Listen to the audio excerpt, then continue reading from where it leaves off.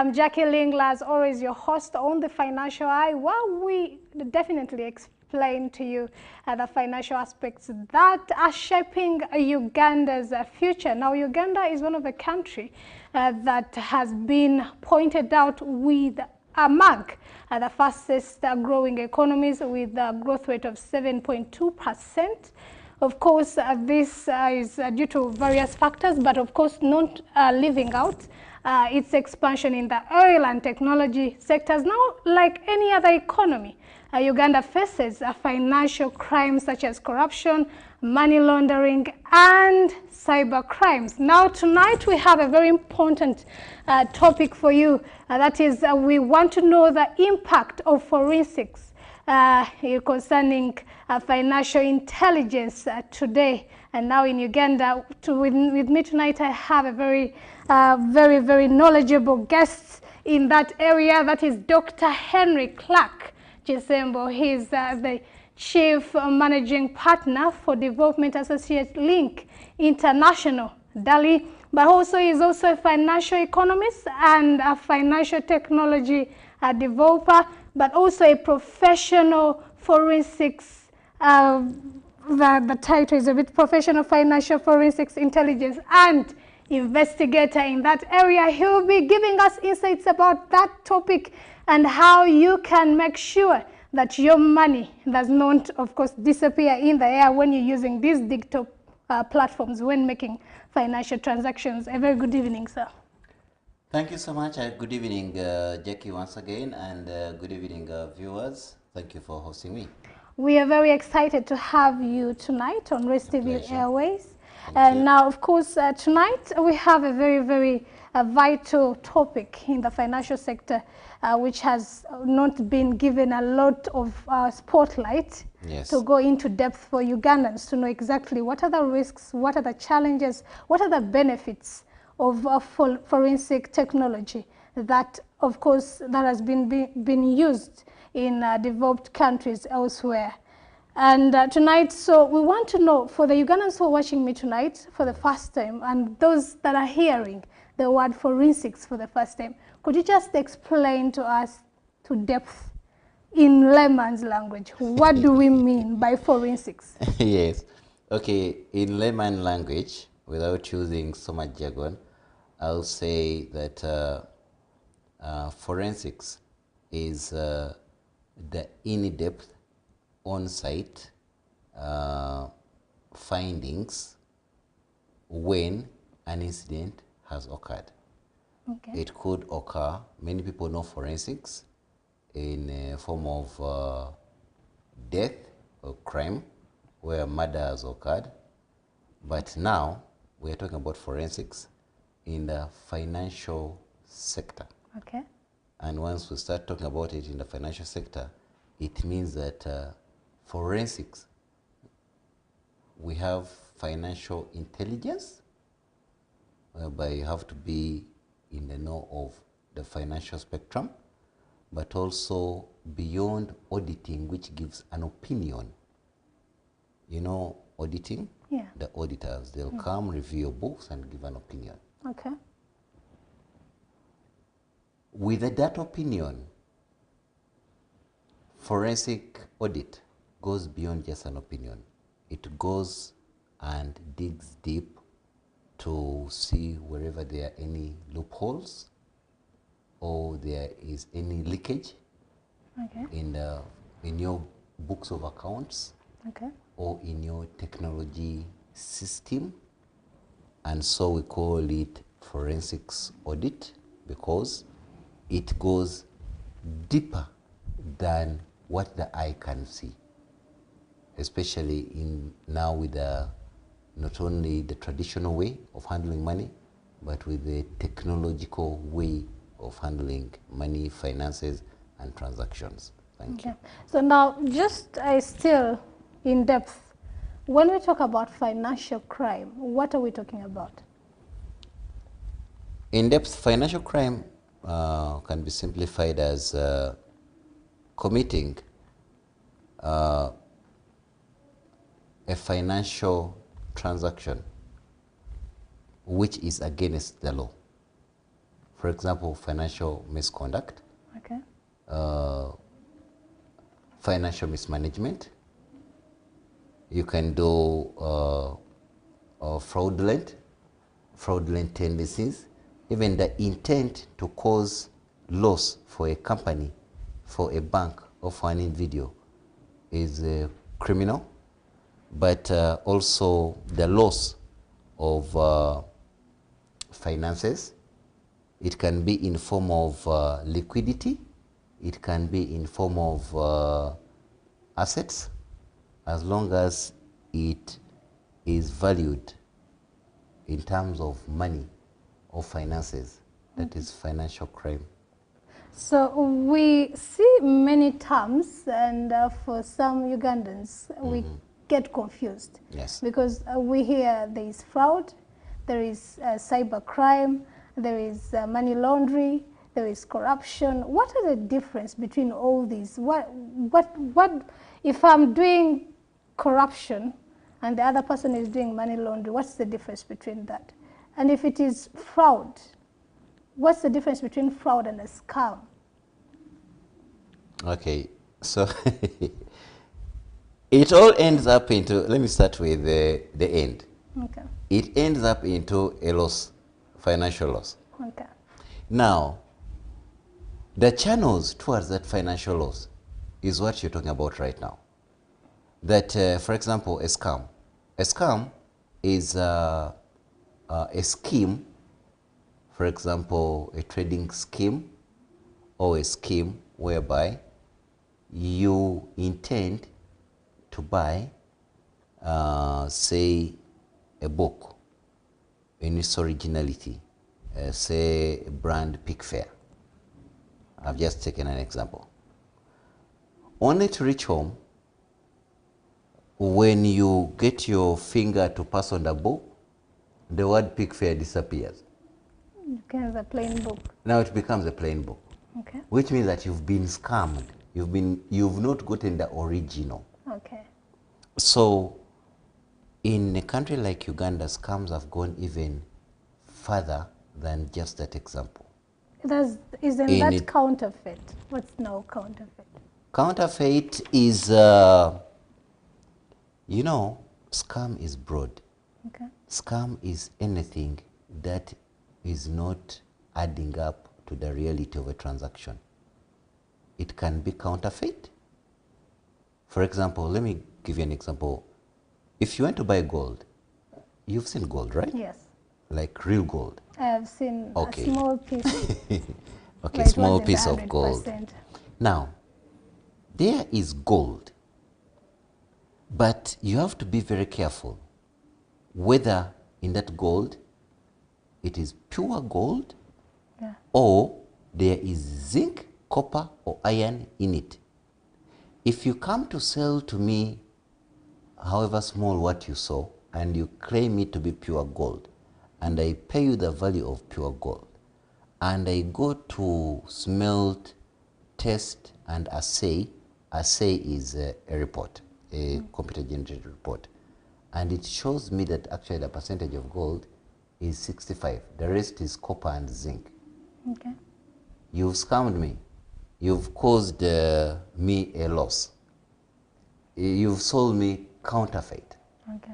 product in a pretense of a real product. Now, you talked about corruption. Corruption is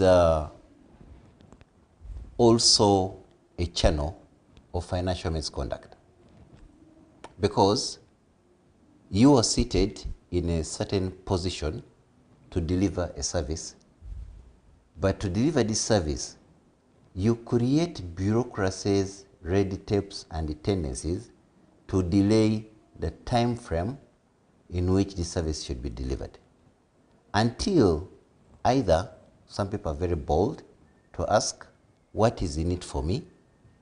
And what is in it for me? If I've come to register a business, I've already done my financial model. What is in it for you means that I have to top up, and I have to figure out where to get that money from. So I have to pay you unaccounted for money for you to offer me a service yet you already have been paid a salary to deliver that service within the specified time. Corruption is two ways. The one who has taken a bribe now comes in the bribe, right? Okay. Because I bribed you to expedite the process of delivering the documentation I need. Okay. I, who bribed you, also put you into deeper temptation. I would have gone and reported to the law enforcers that you're asking me for money to do what you're supposed to do. Which other one did you bring in? The Money laundering. money laundering. Now, money laundering is simple in talking. You've heard of anti-money laundering law or anti-money laundering act, Yeah. which even Uganda is part of. We have a Ugandan anti-money laundering act. What that means that the origin of the money should be defined. It should not be stolen. It should not be money which has been involved in any illicit kind of business. For example, arms trade, illegal arms trade, right? Okay. It could be illegal trade of commodities or goods, minerals, petroleum. So all this money laundering is to see where did that money come from and how is it getting into the country? How did it get into the country and has it got any documentation? Did you sell something for you to be paid this money? If not, how did you access such money? That's why you'll find that in forensics, financial forensics, we go even in depth. Because people have money in warehouses. They can't put it in a banking system. People have money in their houses. In the houses. We've seen such scenarios on TV. Yeah, they can't put it in the financial system because it will be tracked. But then, in a cash-based economy like Uganda, one can pull out even 100 million and go and buy land. When I come to buy your land, it's not your duty to ask me where I got the money from. Your duty is to get me my land title, and I take the land. Where you take the money is also your problem. Probably you can explain that you sold land. Okay. But me, I may not be able to explain because of the nature of transaction in which I got that money. So that is money laundering. And the movement of money from one hand to the other, from one institution to the other, where there is no legal traceability. You get it? Okay. That the traceability is questionable. It could have been stolen. It could have been illegal trade. It could have been money from, we talked about corruption and bribes, that it is money you keep accumulating but can't account for because it is not documented anywhere. So that is all laundering. And then cybercrime? So the cybercrime, with the whenever there is development, trust me, the positives come with negatives. Now, cybercrime is where now we go to technology. The technology, right from 2000, let me say in Africa, in East Africa, Safaricom launched in 2006, relaunched in 2007, in Uganda 2007-8, mobile money had started. Now, that was an advent of the beginning, the moment we embraced and adopted money moving on gadgets or electronically. That now brings in, starts to tempt the criminals who are going to use their acumen in technology to try to steal that money or to try to con people to pay for what does not exist. That is cybercrime. Either you put in, the cards, there are these, what do we call them, Visa, MasterCard? Yeah, MasterCard. Yeah, those Visa, cards, credit debit cards, that they'll say you enter your number here and we're going to get you into a trade platform, and then you give them your number. By the time by the time you wake up, all your money is gone off your account. Of that one. Yeah, all your money is off your account. But you ask for the product and they've erased every information about them. Some are physical, that they even have a physical office in a country, even in Kampala. They might have an office in Kampala. You go, you see an executive office. And when you see an executive office, they're like, okay, so you go, follow this link, and then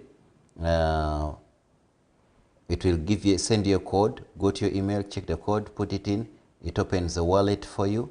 When it opens a wallet for you, enter your card number, and then if you have money on the mobile phone, you send it in, and then that money in 24 hours will have doubled, tripled, or even what is it, times 10, multiplied by 10. And the first thought in any human being's mind is, well, in 24 hours, I can multiply money. Actually, what happens, and it's happening in real life, I may not say the platforms or what, but you send 100,000. They'll send you back 200,000. They'll say you up it to 400. They'll send you 800 on your mobile phone. They say, this is a good deal. Yeah, the money you send, it doubles because you're so many, we aggregate. And whoever takes the risk, now, if by any chance you're so lucky, they may end up taking the whole 800. When you send it back, they cease to respond again. But some people even reach 5 million. Remember that there is what we call a credit history. There is a traceability, digital traceability of your transactions. It's not only the central bank and the mobile money of financial technology, fintech, that is conducting a credit history on you. Google, okay, all these search engines, all of them are having data. How many times do you see people reading before they sign to start online purchases? The agreement is so long, 50 pages, that you're thinking of an offer, 70% discount, running out in the next 10 minutes, and by the time you finish reading 50 pages, you put in your data, including your card and all that information. I know I don't have official transaction cards, payment cards. I only load what will be spent and which I can afford to lose. But give them cards which are linked to my accounts or company accounts? No. Not even my mobile number, because there are different ways of protecting this. I've seen a scenario where it was a company that exports labor. I think it was a scam. I don't know if it's called a scam or, but it was physically there. So people came in, signed in, paying 1 million shillings for registration. After 2 weeks, they came back, the office was not there. So that is a scam. That's a scam. I mean, it's like you pay your money, they are going to take you abroad, you fill out forms, you even, they can process for you passports. How much is it to process a Ugandan passport? Express, 400,000. 250 for maybe a week or two. If you need it express, 400,000. They process everything. You just go take biometrics, you see the thing is real. So they say now you need to facilitate, pay 4 million. So 4 million, assuming they get it from 100 people. It's a lot of money. It's a lot of money. For them to relocate. Yeah. And change brand. because these 100 people is just a small portion of unemployed young people who are ready to pay 4 million, including selling land and to go for greener pastures, say in the Middle East. And there is no forensic evidence of due diligence on these companies, which I have heard of in this country called Uganda. They go to URSB, they are registered. Due diligence is directors. Who are you? Do you have a national ID and all that? Yeah, Doctor, we're going to get there. But we need to know now, what are the tools that are used in forensics when it comes to financial intelligence? So, one is what we call blockchain. Okay. Blockchain is more of, not to make it so complex, is a system of codes like a web, right? Okay. Like you use a web to create a system. And just you'll see like what it is called, these ones, spiders. Spider web. They live in a web, right? Yeah. So that web that in which they live, a fly just can't go through anyhow. It will be trapped somewhere. So there is a blockchain technology to ensure that there is a traceability, but also realize that if there is anything suspicious, it curbs it and first blocks it and stops it. Most of these financial institutions, they have those systems, but you know, every day you build a system, the criminals are also building systems in which to counter your system. Now, that is one of the tools. Then two, in forensics, we are on site, including your software that you use. It's not just give me your books of accounts and I look through and then see and I give an opinion. No, it is more of, I will want to know what software are you using. Is it, are you using accounting package, Pastel, are you using, whichever you're using, there are so many now on the market. And because we know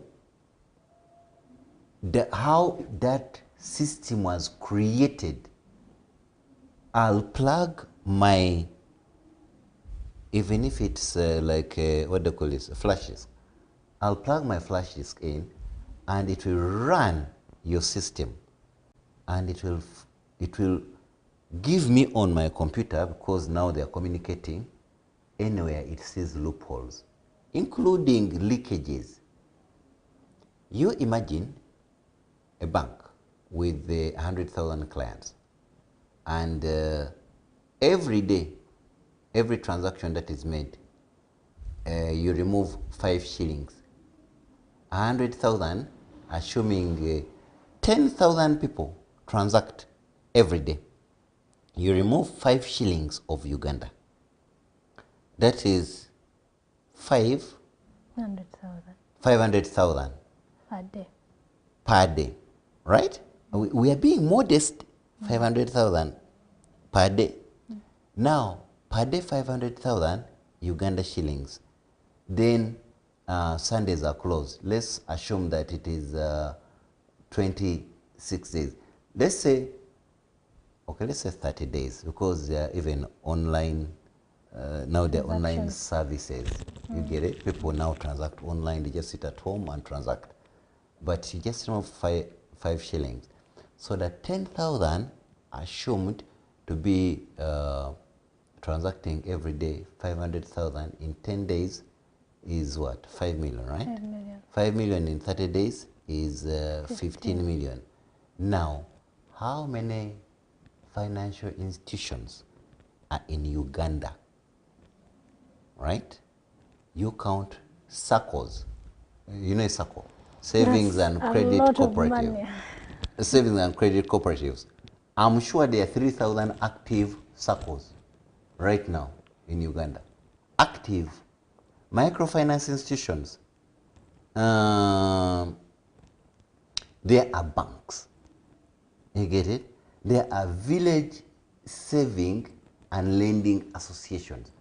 There are these, what you call them, these clubs where people come together and they collect money. Investment group. Investment clubs. All these are transacting. Now tell me, I've given you an example of 15 million for just one institution. I've told you there are 3,000 active circles in Uganda, each with a membership at least of 5,000 to 12,000 people. How much money is that? Those of you who are just joining us tonight, we're assessing the impact of forensics in financial intelligence. Today you've heard of cyber crimes, you've heard of fraud, you've heard of money laundering, you've heard of so many financial crimes out there and the risks. Here we are with Dr. Henry Clarke Kisembo, who is explaining to us in depth what is the impact of forensics. Why should the Ugandan government put more emphasis on making sure that we get more knowledgeable and professionals in this area to avoid these financial crimes? Stay tuned on Race TV. I'm Jackie Lingla. We're going for a commercial break. We'll be right back. The Financial Eye, making finance clear, no complicated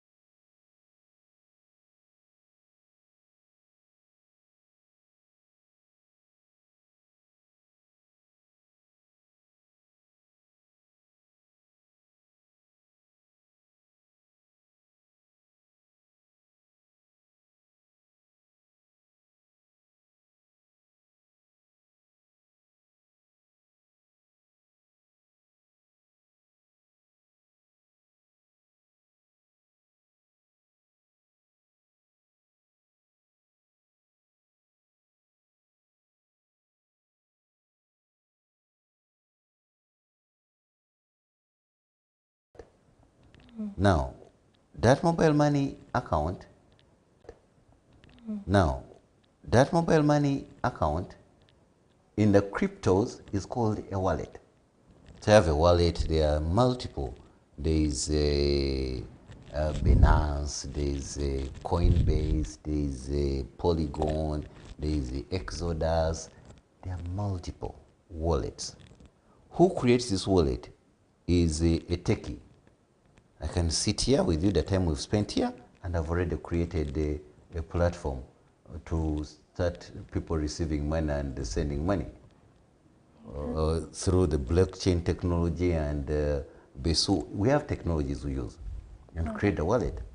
And before I know it, by the time you get home, we shall have something like probably $10 million. That is 3 hours. Because people are gathering, and at times we speculate and say the Bitcoin is going up. Okay. You've heard of Bitcoin? The predictions of now you have to put in money now because now it's up. Yeah. So you kind of create a certain demand and a tension that President Donald Trump has signed to accept Bitcoin or cryptos. And people will run, there's a rush to buy. When they buy, you also buy. Because it is said that it's going to grow. Indeed, it has grown. Because we had a recession 2008, 2009, bad recession, all countries were affected. And there was the birth of Facebook, there was the birth of WhatsApp, this whole LinkedIn and all those. Instagram. Yeah, Instagram, all these came up, right? Yeah. And came up Bitcoin. Can you imagine, Jackie, that at one point, 1 Bitcoin was equivalent to $13.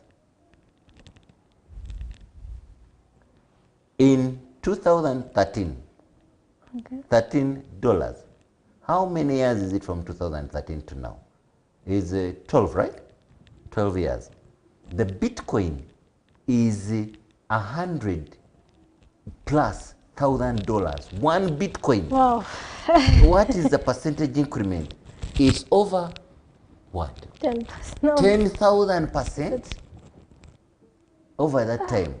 So the Bitcoin has been accepted in certain countries as a currency legal to transact, but also an asset where you can keep your wealth. That your wealth is kept in Bitcoins, or it's kept in USDT, or in Ethereum, or whatever it's called.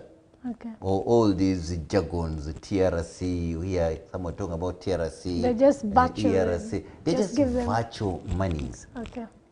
Now, when you have those cryptos, you can be able to convert them back to cash. Now, at that very note, where do they convert them to cash? Because I've seen so many people who are telling me, join the crypto. It's now at this, you know, I've now bought this, and now I'm at this. But so, where do they go? You have a job, and you have your salary. Now, you have a bank account. When you have a bank account, you move money to the phone, and you send to where they've told you to send that money. That is one way. 2 is you use your debit credit card and fill in and purchase the cryptos. The cryptos are many. Cryptos is just the whole group. Now, then, for example, we're looking at the Bitcoin now. Yes, now the Bitcoin. But the Bitcoin is more of high end. Is high end. But right now, there are even platforms which accept $50, right? $50 is about 175,000 Uganda shilling. Yeah. Every day, the 50,000 is there, but every day it is earning for you a 10%. That is one. There are other platforms. Your $50 is there. But if you can commit to 28 days, the $50 every day is producing another $50. So you put $50, now you have 500 in 10 days, 1,000 in 20 days, 1,400 in 28 days. Pull out the 1,400, leave the 50 to generate more. If you're a high risk taker, like some of us, you'll say, all the 1,400, I want it back in there. And every day I get the 1,400. I'm not a risk taker, so I'm still alive.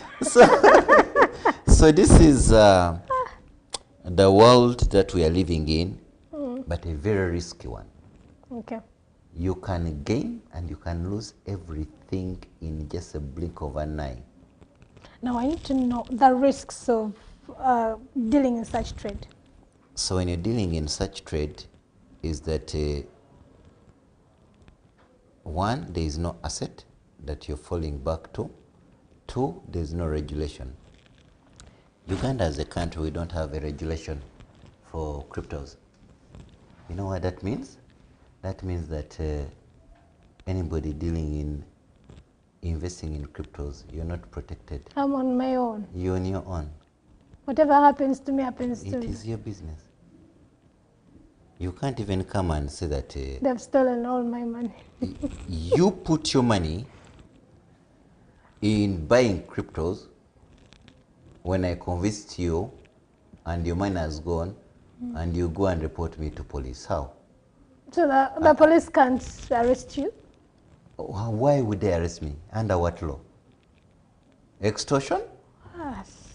Me, I told you about an opportunity and you willingly invested your money. I didn't pull your money from your phone, from you. You sent it. And there's no law regulating these cryptos. But I'm sure, because I think last year we had a number of discussions towards regulating cryptos. The other risk is, which, but it's okay to bring it on media, is that with all due respect to banks and central banks and reserve banks around the world, they are not able to trace the movement of cryptocurrencies. Yet, there is anti-money laundering act. There is the counter-terrorism law. Is it counterfeit and all those laws? They are there. Now, if I invested in Bitcoin, I have Bitcoin on a wallet, it is virtual. But I know where to go to monetize it, because they are monetizing companies. And these monetizing companies... Are they operating legal in Uganda? They may operate as a forex bureau. Oh, okay. But when on the side, they're also doing Bitcoin. monetization. Oh, Bitcoin. Yeah. So I go Because I was wondering, I'm not seeing any Bitcoin financial institution anywhere. So it's just kind of like information. You need to know when you ask them. But when I need money, let's say I have an emergency, I need to sell one Bitcoin or one USDT. Not only one USDT is $1. Maybe I need to sell 1,000 USDT, which is $1,000. Where do I go to get the cash? Definitely not a bank. It can't be a bank. It can't be a bank. So there are monetizers, known monetizers. Some operate as forex bureaus. Some as money lenders. They are regulated under Money Lenders Act and forex bureaus, alternative channels. But on the side, there is monetization. Because what I do is, of course, there is what they call reconciliation. They know the money they started with, the money they are running the Forex Bureau, and that is what is declared in their books. But what about the money which they carry in bags? We have porous borders all around Uganda. It's very easy to move with money anyway. I've been in forensics, intelligence, investigations, and I have known billions of dollars to come into the country and leave the country through porous borders. Now, Doctor, you've mentioned all these loopholes. You've mentioned various crimes, financial crimes. You've mentioned fraud, you've mentioned corruption, money laundering. Now, which law enforcement agencies are supposed to solve these crimes, and how can they improve? The starting point is the Reserve Bank, or what in Uganda we call the central bank, that on top of the AML, anti-money laundering, the counterfeit or counter-terrorism, illicit money, all those, or illegal money, the central bank has to discuss with a number of stakeholders, financial institutions, because there are bank and non-bank financial institutions. There are regulators, for example, SACCOs, microfinance institutions are regulated by another entity, Uganda Microfinance Regulatory Authority.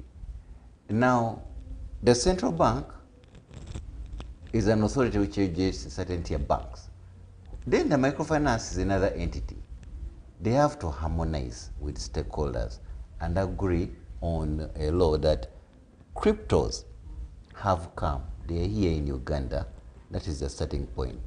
Financial Intelligence Authority, which sits at the central bank and works very handy with the Ministry of Finance, Economic Planning, Development and Economic Planning. FIA looks at the root of money which is declared. What about the money which is not declared, like cryptos? So FIA, and I'm going to get to it, so these are the key, because they're the regulators. Then they should work hand in hand with the agencies, for example, the police, intelligence, the number of intelligence entities, there are audit firms, accounting firms, there are the army, the military, the intelligence arm of the military, because they all go through a certain level of training in intelligence and gathering information. When it comes to forensics, you start realizing, wait a minute, the forensics, many ticks in a forensics gathering where there is a crime. But who killed can even take 30 years. Now, what about financial crime?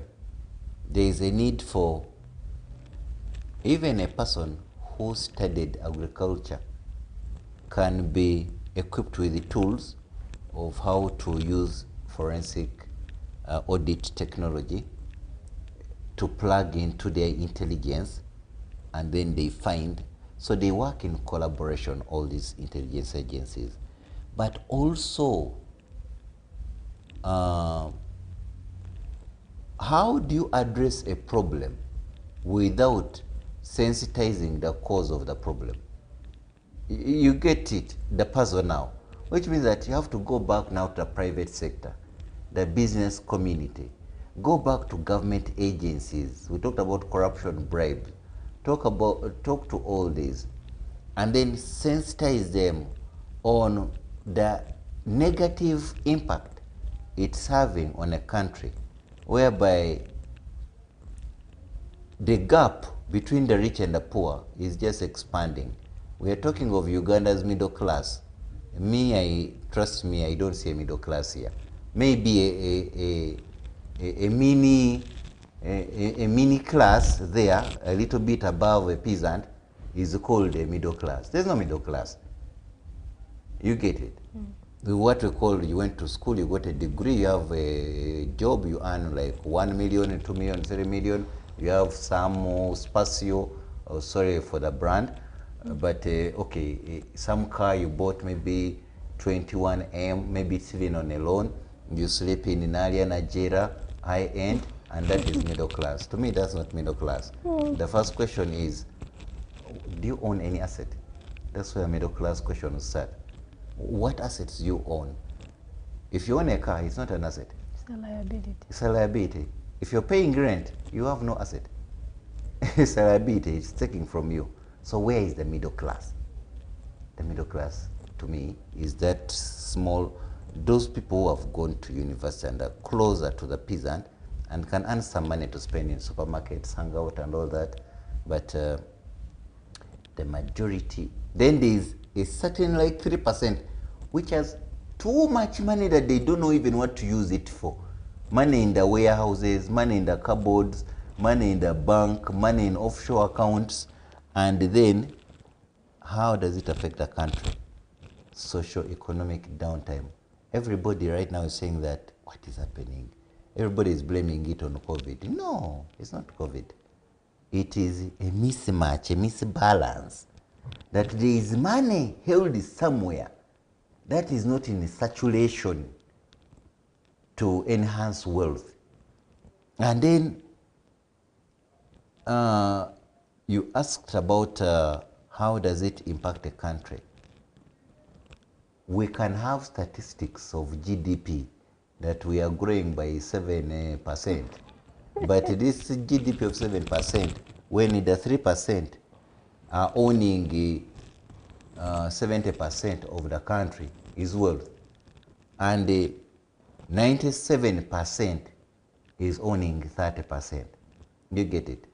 Now you add up all their incomes, these 3% and 90.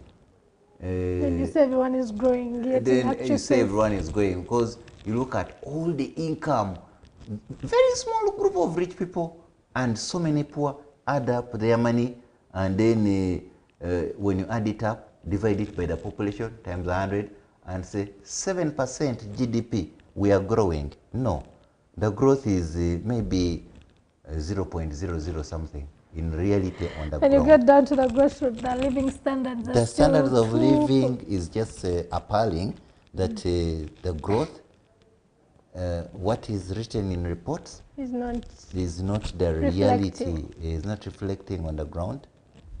And